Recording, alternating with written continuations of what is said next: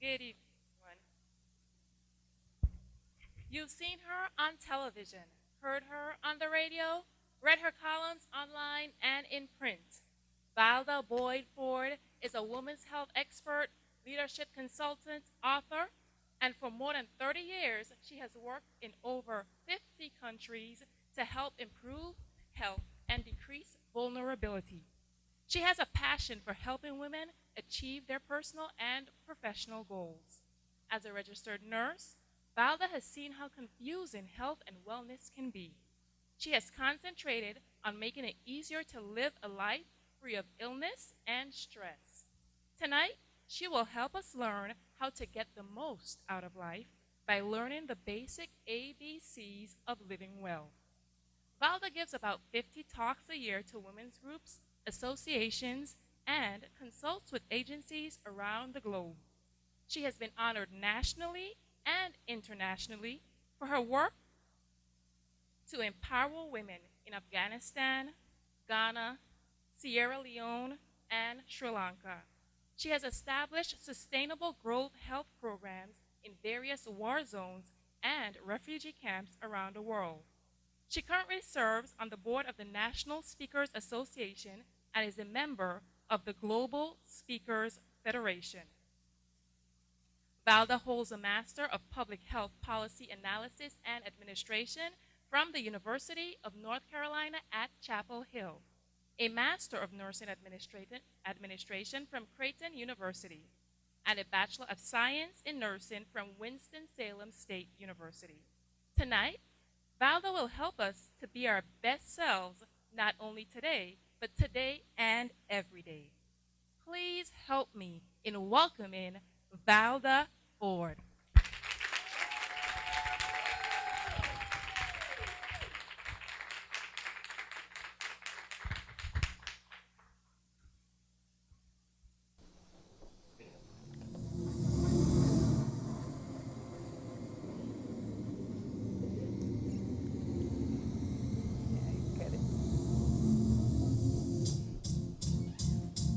Might seem crazy, but I'm about to say.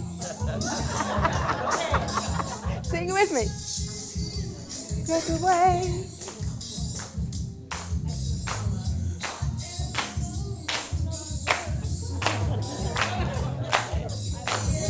Like I don't care, baby, by the way.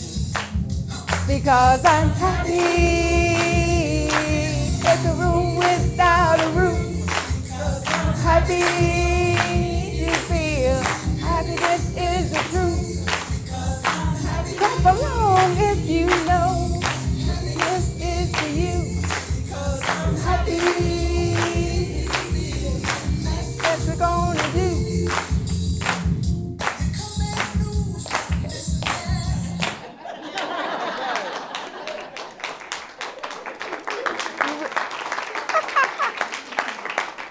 Happy is what we want to be, right? Yes. How many of you feel happy right now? All right. And that's the way you should be feeling every day.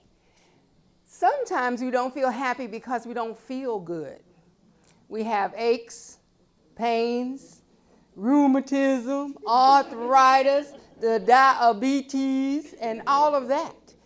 But I'm going to talk to you today about ways that you can take your health back, that you can gain ownership of it with some very simple tips. Don't be afraid to ask questions. How many of you learned your alphabet? Better be all of you. We know the school system might need some work, but you should know your ABCs. We're going to learn about the ABCs of living. I've heard people say, I have diabetes, but I just have a little sugar, little problem with my sugar. But what does that mean? What is diabetes anyway? We understand that that means that either your blood sugar is not doing what it's supposed to do because either your pancreas isn't working or because your body is fighting it. How do you check your blood sugar? Finger stick. Most of you, how many of you have had a finger stick? How many of you had fasting as a part of what you did before you had that finger stick. The important thing about that is that tells you what's going on with your blood sugar at that moment in time.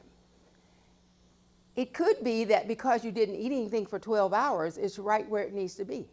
What are the numbers? What's the good number that you want it to be? Lower than 100. All right, good. Now, that's good to know, but there's another number. The A in our ABCs is A1C. Have you heard of that? Hemoglobin A1C? And what that means is that is a test that can look at what's going on with your blood sugar over 2 to 3 months. The good thing about that is if your blood sugar is going up and down and up and down and it happened to be good at that particular moment, then the doctor might not recognize that you have a problem that needs to be addressed. And why is that important? You've heard of prediabetes. Some of you in here have prediabetes. And some of you aren't worried about it. That's the part I want to talk to you about. Prediabetes means that your blood sugar is high enough that it is already creating problems in your body. Diabetes is a problem because when you have too much sugar circulating, it is creating injury inside your blood vessels, inside your organs, especially those with very small blood vessels. Imagine what the blood vessels are like in your eye. You've gotten blood taken before. They usually go for these very large vessels in your arm. But blood is going through every blood vessel in your body. If that is full of sludge, you've seen engine oil before.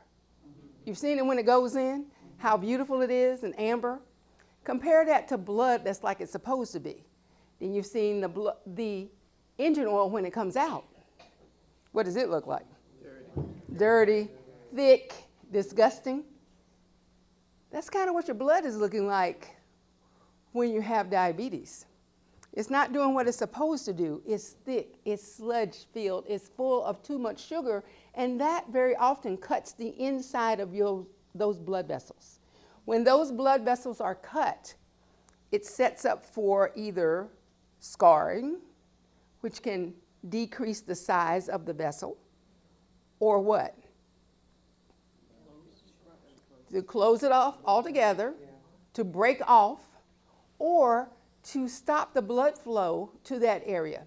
And that is why when people have diabetes, sometimes the first symptom is blindness. Many will just wake up and wonder why they can't see. That's a reason why you would want to go to see your eye doctor regularly, because he or she can see what's going on before you see it. The other thing that happens with diabetes is kidney failure. That same thing is happening. The vessels in the kidneys are smaller. And who wants to be on dialysis? It's a hard, hard life. The thing about diabetes is that research shows from Harvard University School of Medicine that it typically takes 7 years from the time your blood sugar gets out of order to the time that you even recognize that you have diabetes. The body is wonderfully made. It tries its best to reset, to get back to normal, but we have to help it. When you are thinking that you're fine and all you have to do is not eat cake, how many of you think that? Well, I have diabetes, I have to live off that sugar. Food breaks down into sugar if you take too much, no matter what it is. That is why it's important to understand what your number is. And if you go to a healthcare provider and they tell you that your hemoglobin A1C is over 5.6, you need to make some adjustments in your life, in your behavior, in your diet, and in your activity. And we'll talk more about that. Remember hemoglobin A1C. This is how I remember the right numbers. I am 5 feet 7 inches tall. You want it to be shorter than me, right? So if your blood sugar is less high as I am tall, you're good. 5'6" and below is normal blood sugar. when it is diabetes is at 6.5. So 5.7 to 6.4. You know how I remember that? Because I used to really love this guy who was 6'4". I'm 5'7", he's 6'4", two ends of that coin. That's pre-diabetes though. You want to be on the other side. Keep that in mind. The most important thing about knowing your numbers is that you can ask the healthcare provider, what is it for me?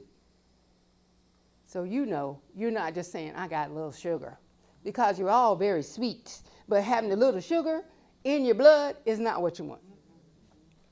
Next, we're going to go to B. B is for breathing.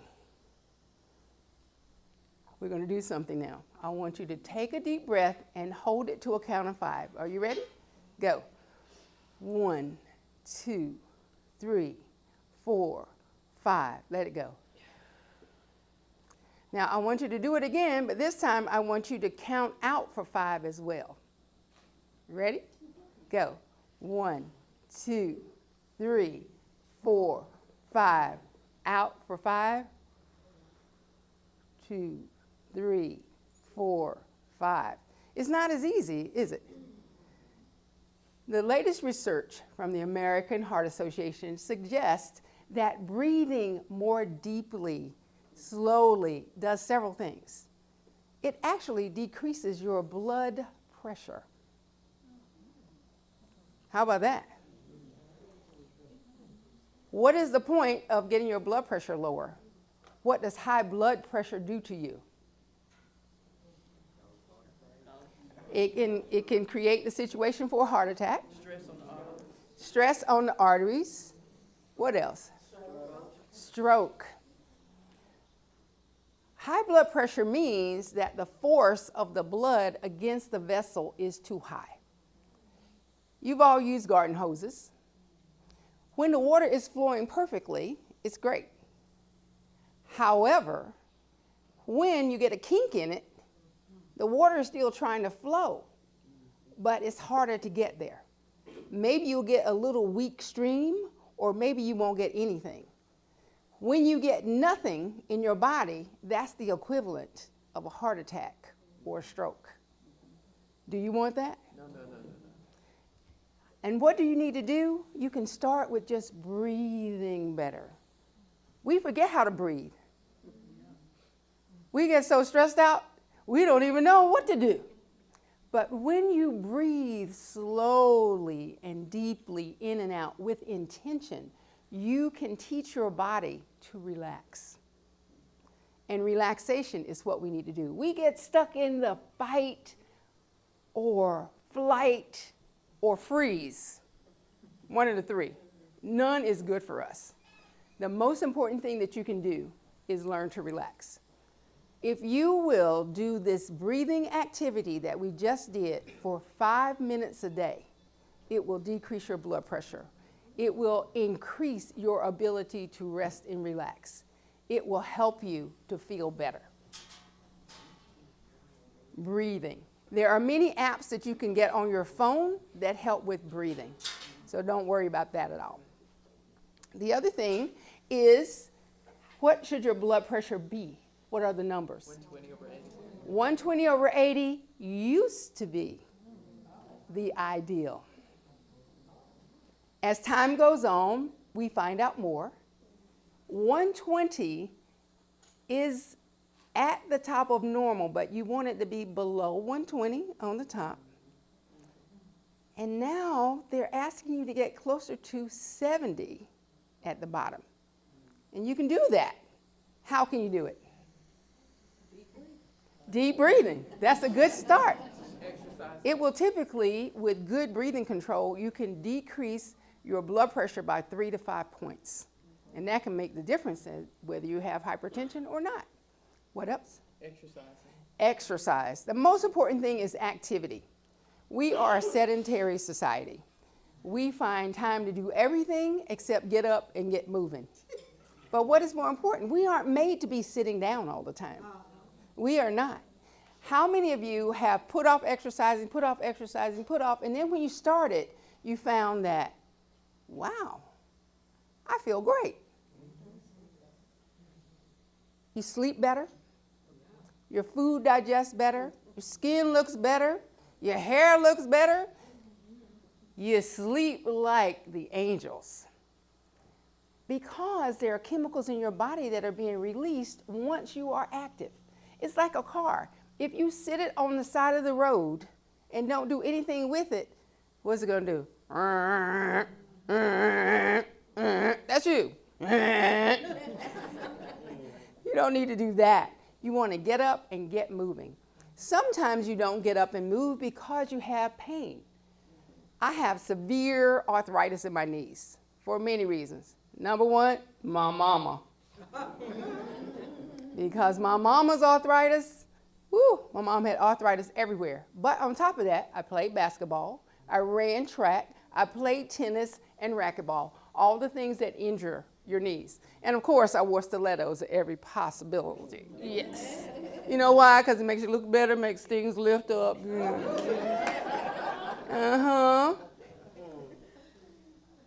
So my doctor told me last year that I needed to have knee replacement surgery. Bilateral knee replacement surgery. I was considering what would I do because you have one surgery, then 6 months later, you have the second surgery. Being out of work, being out of commission for a year, that's pretty tough. As a registered nurse, I understand that if you get in the best possible shape before you have surgery, your body gets into healing. If you have to have any kind of procedure done, for 2 weeks before, if you can, exercise regularly, get up, get to walking, do things, sleep well, because your body is now geared towards doing what it's supposed to do. I started to do those things. I got up, I got moving. I went to Canada with a friend. We walked like crazy because the hotel was far away, but I felt better because of it. Then I lost weight. And now guess what? I don't need the surgery. Yes. That's a thank you, Jesus, on that one. Now I don't need the surgery. I get up and down. A year ago, my son was helping me to get up from the chair. And don't let me get on a soft chair. Oh, I'm just going to be there, roll over. I was having trouble getting out of the tub, and I was thinking, who am I going to call if I can't get out of this tub? And then I thought about it. I had given in to that being a normal progression of things. But it's not. Because now, I can get out of the tub. I can do anything I want to. I can go dancing. I can walk up and down steps. I feel like a new person. According to exercise physiologists, every 10 extra pounds on your knees is the equivalent of 40 pounds. 40 pounds. Imagine if you're 50 pounds overweight, that means it feels like you're carrying a 200-pound person all day long. Your knees are saying, I didn't sign up for this. That is why take the time, lose the weight, exercise, but you don't have to do it in a big fashion. A lot of people fail to take care of that issue because they put a big chunk of things. I have to lose 50 pounds. No, you need to lose 1 pound, then 2 pounds, then 5 pounds. That way, you're not psyching yourself out and convincing yourself that you can't get it done. What's the best thing to do to lose weight? Walk. Walk and 30 minutes to 40 minutes a day, every day, at least 5 days a week. And if you don't have a 30-minute chunk of time, it's perfectly okay to do 6 sets of 5 minutes. Just try to get your heart rate up. Your body will appreciate it. And what else do you need to do to lose weight? Stop eating. Don't stop eating. Not altogether. You can slow it down. Yes, determine what you're going to eat and eat with intention. Here's what we do. I have some props here. I love these measuring cups. How much do you think this is? 5 ounces. No. 5 ounces. This is 2 ounces. 2 ounces. When you decide that you're going to eat less and have a salad, how much dressing do you put on? 1 ounce. Half a bottle. I have seen many people who told me, yes, I'm eating better. I'm having a salad. And I can't see the salad or the dressing. This is a 2-ounce container. This is the most dressing you should put on your salad. It's better if you put half of this on. And pay attention. Exactly. Oh my, we're saying. Yes, half of this. An ounce of salad dressing to 2 ounces, but pay attention to what's in it. Don't drown it. You're totally taking away the benefits. If you end up with a great salad with a half a cup of salad dressing on it, you probably put 200 calories worth of salad dressing on the salad, not even counting the fats. When we drink orange juice, this is a cup. How many of you, when you drink orange juice, are drinking this much? Because it tastes really good, especially fresh squeezed. When I go to a restaurant and get really great fresh squeezed, I tell them to keep it coming, keep it coming. Each 8 ounces, each this much, is 100 calories. So when you get a great big old glass of juice, you ended up with maybe a quarter of your day's calories just in juice. How many of you eat cereal? Use a bowl about like this? Bigger or smaller? Bigger. Yeah, some of you have some mixing bowls.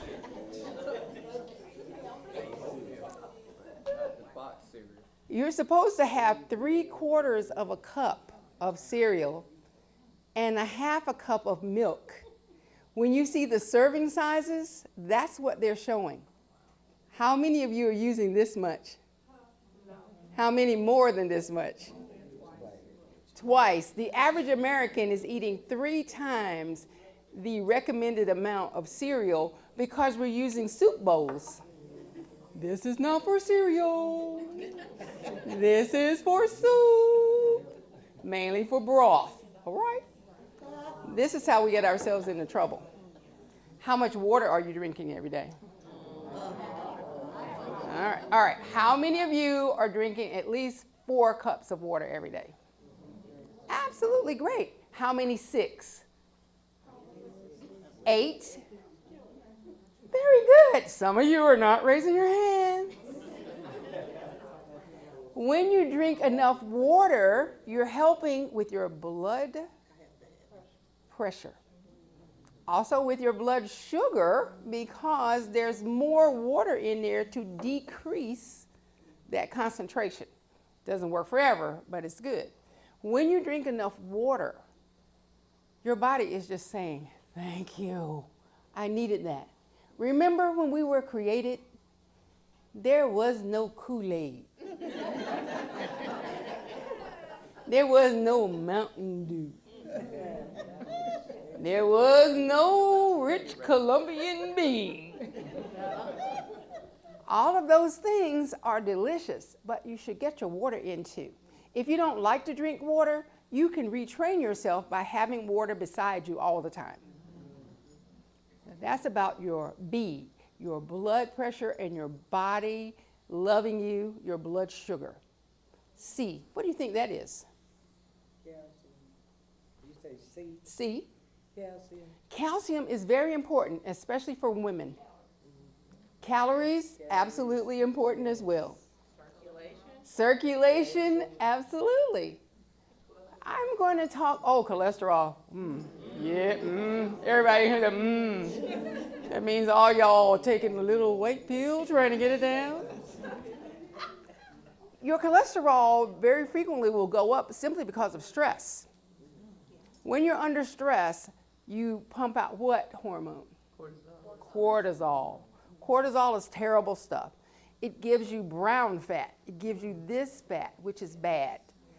When you have extra belly fat, it holds estrogen. Exactly. Estrogen is a proliferative hormone. That means it makes things grow. Usually all the wrong things, except when you're trying to have a baby. Otherwise, you don't need all of that. It's not good for you. Cholesterol is very important. But the C I want to talk to you about is consciousness. To be aware of what it is you're doing. To make the decision that I'm going to have this or have that. When you're eating popcorn, I love popcorn. If you go to the movie theater, you get about 6 of these. How many of you have gotten to the end just be like, ooh, why did I eat all that? Because it was really good. But it's about being conscious of what you're eating. When you go to a restaurant, I eat out a lot because I travel. Now what I do is when I go somewhere where the food is delicious, I ask for a to-go box when I sit down. Have you ever tried that? Try it sometime, and you know why? When you take that to-go box home, you'll be surprised that it weighs as much as a meal should weigh in the beginning. And these are your leftovers. It also decreases your cost. How about that? You're eating 2 meals instead of 1, and you feel better. And on top of that, guess what else? Those pounds that you needed to lose will go away without you even worrying about it. Because no matter how much you exercise, no matter how much you walk, you have to have the equivalent of decreasing your calories, or none of it makes any difference. None of it makes any difference. The most important thing is to be conscious about what you're eating. Also conscious about how you feel about yourself. I hear women all the time degrading themselves, talking about, stuff fell down here, grew right here. Ooh, look at this right here. We objectify ourselves. We decide that we can take ourselves and put us into pieces and destroy all of them. No, it's perfectly okay. Who you are is who you should love. Love yourself. That's right. Just like you are. Because the people who love you just like you are. Mm-hmm. But you're so busy saying, I know I don't look good. Do I look fat in this? They're not going to tell you anyway, the truth. Enjoy yourself. Decide that this is the best me that I have right now, and I'm going to get to the better me soon. When I started to exercise, I was really intimidated by going into the gym with all those hot body folks in there. There were people in there with designer sweatsuits on, hair made up and everything. I was slugging in there in some old stuff that I could paint in. I decided that I was too intimidated, but I went to the Y and I got in a program with the seniors before I was a senior. I felt like, well, I will feel better being in with these seniors. Guess what? Because they had developed great habits and were doing it all alone. When I got in that water aerobics class, I was like, when are they going to stop? I thought this was for the seniors. They really did a beautiful job.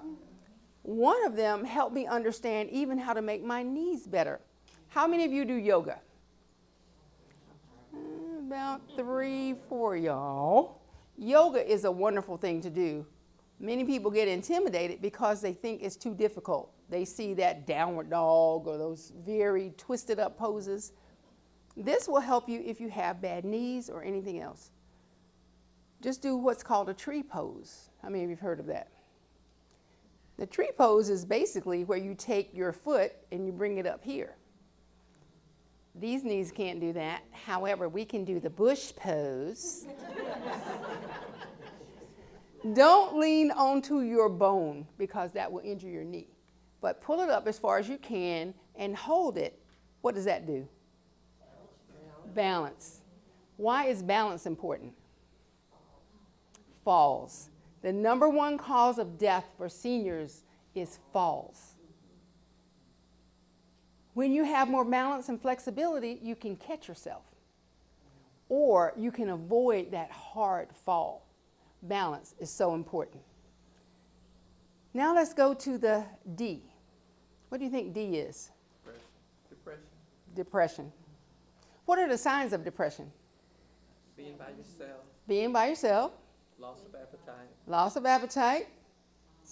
Sometimes an increase in appetite. Yes. What else? Crying. Not sleeping. Not sleeping, or sleeping too much. Feeling tired. One symptom that a lot of people don't recognize is aggravation, agitation. We're accustomed to people who don't want to go anywhere, don't want to do anything, but you can be agitated also as a sign of depression. The important thing about knowing about depression is that, according to the American Psychological Association, there are up to 7 attempts at suicide before people are successful. That means they spend a lot of time by themselves, crying, not talking to anyone, not sleeping, and getting worse. If you or someone you know has the signs of depression, seek help. There is no shame in going to someone who can help you. I think about a psychologist the same way I think about a massage therapist. If I have pain, I want someone to take it away. We women very frequently don't think we have the time, we can work it through, or in my family, they just say, girl, you better get on up from there. You don't have time to be depressed. And then you get more depressed because no one will let you even say, I feel this way. Take care of yourself. What helps depression? A simple thing. Walking, activity. If you've been sitting around, if you feel depressed, and the more you sit down, the more depressed you become, then the chemicals in your body, serotonin, dopamine, all those good chemicals don't get to come out. But walking can release them. You will feel better and your depression will lift. But do not be afraid to get help. You can talk to me anytime, and I will refer you to someone who can help you if I cannot. A, B, C, D. And an S thrown in for good measure. What might the S be? Sleep. Sleep. Sleep. You said, what you say? Sex? Well, yes, that's another seminar. You know how I feel about that. Sleep. Sleep is one of the things that we neglect, especially as women. We have families to take care of, we have grandparents, we have children, we have ourselves, we have jobs. Sleep. How many of you get at least 7 hours of sleep a day? Ooh, that's only about a third of you. The rest of you, are you getting at least 5 hours? How many gets 12? 4, 12? Okay, 10 or 12. I'm a sleeper. If it works for you, that is great. But what things interfere with sleep? I'm sorry? Family, jobs, stress, TV. Alcohol it can. Some people drink to think that they can decrease their stress, but it actually can make it worse. Because while alcohol will make you go to sleep at first, it will wake you up later, so you don't end up getting as much sleep. Sleep is important because when you have not slept enough, your body feels it the same way as starvation. You start to gain weight. Your body feels as if it's under attack, so it changes the whole metabolic cycle to accommodate the loss. Sleep. Quickly, let's talk about sleep apnea. How many of you know someone who snores? Maybe it's you, but I didn't ask it. We talk about snoring and we laugh about it. We might even say, oh my goodness, my dad snored so much we had to just put him in the basement, or my mom slept in another room, or we rattled the walls. You hear all that? A lot of times when you hear snoring like that, it's a sign of sleep apnea. What is sleep apnea? when you stop breathing. To be classified as having sleep apnea, it means that you stop breathing for 10 seconds at a time, from 5 to over 300 times an hour. Could you imagine that? We're going to hold our breath for 10 seconds. Are you ready? Go. 1, 1,000, 2, 1,000, 3, 1,000, 4, 1,000, 5, 1,000, 6, 1,000, 7, 1,000, 8, 1,000, 9, 1,000, 10, 1,000. How did that feel? Imagine if you're doing that 300 times an hour. When are you actually breathing? What happens with sleep apnea is your body is definitely under assault. Several things will happen. The snoring sometimes is because the airway is blocked because your tongue has dropped into the airway. The other thing that can happen is it will shake you awake. You hear people going, that is your body saying, please wake up, please wake up, please wake up. Because the thing that can happen with sleep apnea, the worst side effect is what? Death. Sudden death. You don't know it's coming. You don't feel it. There's nothing you can do about it. The body says, I'm tired. Ugh. I've been trying to wake you up, make you go use the bathroom, make loud noises, and you still just not paying attention. If you have sleep apnea, some of the signs are feeling tired during the day. It can also be a lack of concentration. It can be weight gain. It can be depression. All of those things can be signs. If you think you have it or someone tells you that you snore, go get checked out. You can use a device called CPAP, continuous positive airway pressure, which means it can help you get that obstruction out of the way or just make sure that your airway is open so that you can breathe. There is a dramatic difference when you do it. And don't feel like it's too inconvenient. What is more inconvenient than dying? Children, just as a side note, if you have a child who wets the bed, that is a sleep disorder. There are about 83 different sleep disorders, and many times people are thinking that their children are just being lazy or all the other things you hear, and that is a sleep disorder. Sometimes sleep apnea in children is manifested by bedwetting. Pass that on to all your friends and relatives so those little kids can stop getting spankings because they wet the bed. So let's do a recap. A is for A1C. Very good. You want to know what your A1C is. What are the numbers? 2. Exactly. 5'7" to 6'4" is pre-diabetes. You want under 5'7" and over 6'5" is diabetes in and of itself. All right, now blood pressure. What do we want it to be? Under 120 and under 70. All right, okay, very good. The C was for consciousness. What kind of things are you going to be conscious about? Eating, exercise, drinking water, stress reduction, and not tearing yourself up because you are worth it. Remember this, the ABCs of living are simple to take care of, just as it's simple to take care of you, because you're worth it. And because you want to be happy by taking care of those things. I want you to make a promise today that you will do these very simple things. Pay attention to what you're eating, get out and exercise, and sleep, sleep, sleep. Ladies, let's all be happy.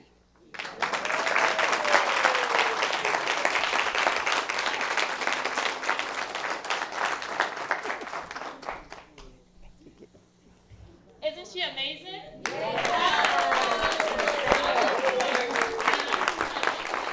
clapping. If you learn something new, keep clapping. If you learn something that you can implement in your life, clap and scream.